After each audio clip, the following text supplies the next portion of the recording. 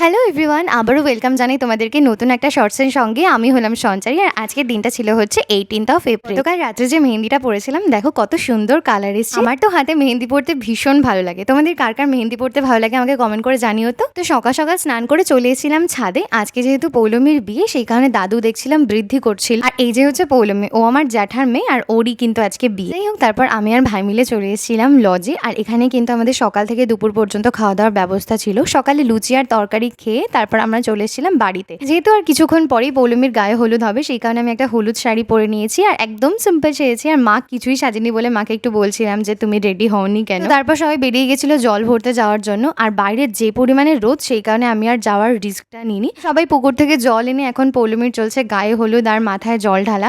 তো এগুলো মিটিয়ে আমরা সবাই মিলে চলে এসেছিলাম আবারও লজে দুপুরে খাওয়া দাওয়া করার জন্য। আর এদিকে এসে দেখি ডেকোরেশনের কাজ মোটামুটি শুরুও হয়ে গেছে। তো দেখা হচ্ছে নেক্সট পার্টে। ওকে, বাই।